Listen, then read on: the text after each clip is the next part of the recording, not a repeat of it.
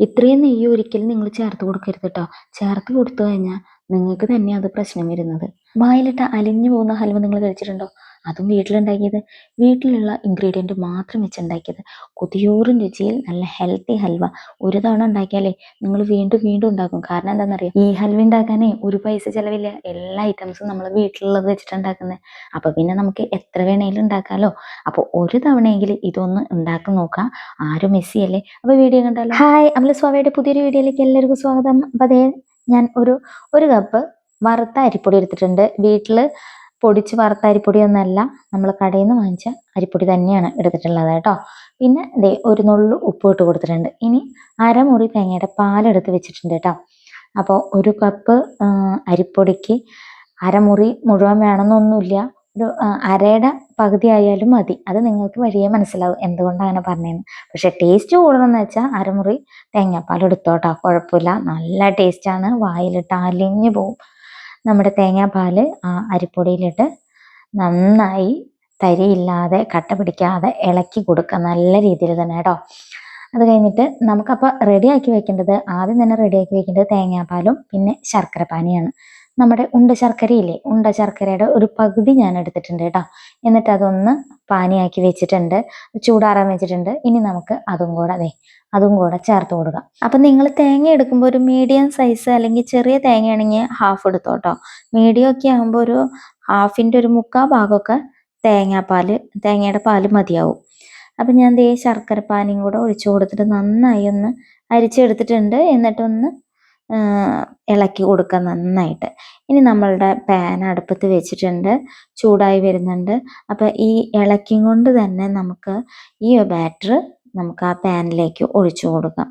അപ്പോൾ ചൂട് കൂടിക്കഴിഞ്ഞ് നമ്മൾ ഒഴിക്കുമ്പോൾ തന്നെ മേലേക്ക് തെറിക്കാൻ സാധ്യതയുണ്ട്, അതേപോലെ അടിയിൽ പിടിക്കുകയും ചെയ്യും. അതുകൊണ്ട് ഞാൻ സിമ്മിലാണ് തീയിട്ടിട്ടുണ്ടായിരുന്നത്. ഇനി നമുക്ക് ചൂട് കൂട്ടി വയ്ക്കാം. ഇനി ഒരു അല്പം നെയ്യ് ചേർത്ത് കൊടുക്കാം. അപ്പം നിങ്ങൾ തേങ്ങാപ്പാൽ അരമുറിയൊക്കെ എടുക്കുന്നുണ്ടെന്ന് വെച്ചാൽ നെയ്യ് ഇത്തിരി കുറവെടുത്താലും മതി കേട്ടോ. കാരണം എന്ന് വെച്ചാൽ നമ്മളിത് വറ്റി വരുമ്പോൾ കാണാം നെയ്യും തേങ്ങാപ്പാലിൻ്റെ വെളിച്ചെണ്ണയൊക്കെ ഊറി വരുന്നത്. പക്ഷെ എന്താണെന്നറിയോ, നല്ല ടേസ്റ്റാണ് കേട്ടോ. എന്താണെങ്കിലും അതുകൊണ്ടൊക്കെ ആയിരിക്കും ജെല്ലിയായി മാറുന്നത് ശരിക്കും. ഇനി നമുക്കേ ദേ അണ്ടിപ്പരിപ്പ് ഞാനൊന്ന് ചെറുതായി പൊട്ടിച്ചെടുത്തതും പിന്നെ ഒരു 4 ഏലക്ക പൊടിച്ചതും കൂടിയാണ് കേട്ടോ അത്. അപ്പോൾ രണ്ടും കൂടെ അതിലിട്ടിട്ട് ഒന്ന് ഇളക്കി കൊടുക്കുന്നുണ്ട്. അപ്പോൾ കൈ വിടാതെ തന്നെ ഇളക്കി കൊടുക്കാൻ ഞാനൊരു 1/2 ടീസ്പൂണും കൂടെ നെയ്യിട്ട് കൊടുത്തിട്ടുണ്ട്. അടിയിൽ പിടിക്കാതിരിക്കാൻ വേണ്ടിയിട്ട് ഇടയ്ക്കിടയ്ക്ക് ദേ ഇട്ട് കൊടുക്കുകയാണ് കേട്ടോ.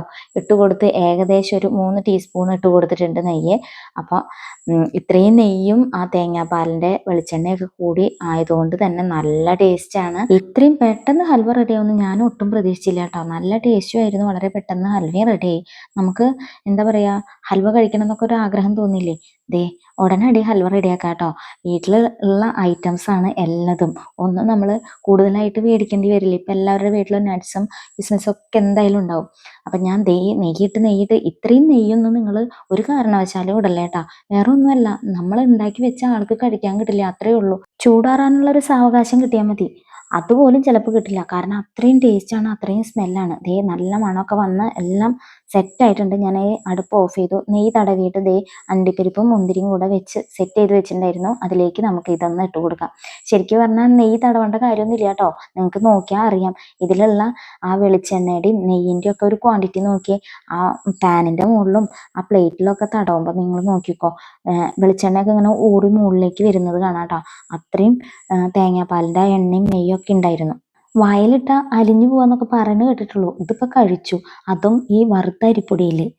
ഞാൻ സാധാരണ നമ്മൾ കണ്ടിട്ടുള്ളത് കോൺഫ്ലവറിലാണ് ജെല്ലി പോലെ ഉണ്ടാക്കുന്നത് കണ്ടിട്ടുള്ളത്. പക്ഷേ ഈ വറുത്ത അരിപ്പൊടിയിൽ ഇത്രയും സോഫ്റ്റ് ആയത് നമ്മളുടെ കയ്യിലെ നെയ്യും തേങ്ങാപ്പാലും അത്രയും യൂസ് ചെയ്തുകൊണ്ടാണ്. അപ്പം നിങ്ങൾ സൂക്ഷിച്ചോ, ഒരുപാട് തേങ്ങാപ്പാലും നെയ്യും കൂടുതലായി കഴിഞ്ഞാൽ കഴിക്കാൻ കിട്ടില്ല കേട്ടോ. അപ്പോൾ നല്ല ടേസ്റ്റിൽ വളരെ പെട്ടെന്ന് തന്നെ വീട്ടിലെല്ലാവർക്കും വളരെ ടേസ്റ്റിൽ ഉണ്ടാക്കി കൊടുക്കാൻ പറ്റിയ നല്ല അടിപൊളി ഹെൽത്തി ഹൽവയാണ്.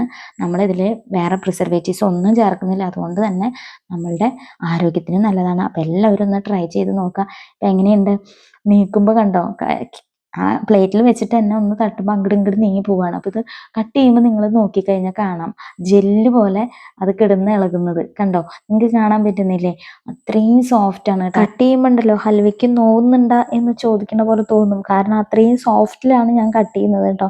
ഇനി ഈ പീസിലേക്കൊന്ന് നോക്കി, എത്ര സോഫ്റ്റാന്ന് നോക്ക്. അങ്ങനെ പിടിച്ചപ്പോഴത്തേനും ദേ പൊട്ടി വന്നു. ഇനി ഇതൊന്ന് ടേസ്റ്റ് ചെയ്ത് നോക്കട്ടെ കേട്ടാ. എനിക്ക് വായിൽ വെള്ളം വന്നിട്ട് വയ്യ.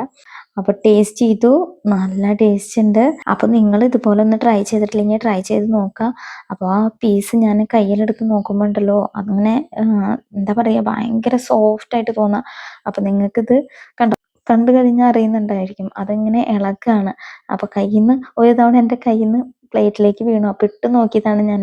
ഇനി ദേ അടുത്ത പീസ് എടുക്കുമ്പോൾ നോക്ക്, അതിൻ്റെ ആ സോഫ്റ്റ്നെസ് നിങ്ങൾക്ക് കാണാൻ പറ്റുന്നില്ല. ഞാൻ പറയുന്നതിനാട്ടും കൂടുതൽ നിങ്ങൾക്ക് ഇപ്പോൾ കാണാനും പറ്റുന്നുണ്ട്. അപ്പം നിങ്ങൾ ഇതേപോലെ ഒന്ന് ട്രൈ ചെയ്യുക. കോൺഫ്ലവർ ഒന്നും വാങ്ങിച്ചുണ്ടാക്കാൻ നിൽക്കണ്ട. നമ്മളുടെ നല്ല വറുത്ത അരിപ്പൊടി ഉപയോഗിച്ചിട്ട് ഇതേപോലെ അടിപൊളി ഒരു ഹൽവ റെഡിയാക്കാം. അപ്പോൾ ഉണ്ടാക്കി കഴിച്ചിട്ട് നിങ്ങളുടെ എക്സ്പീരിയൻസ് ഒന്ന് കമൻറ്റ് ബോക്സിൽ അറിയിക്കണേ.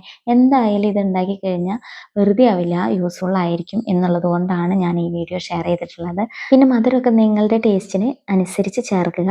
പിന്നെ കറുത്ത ഹൽവയുടെ കളർ വേണമെന്ന് വെച്ചാൽ കരിപ്പെട്ടി യൂസ് ചെയ്താൽ മതി.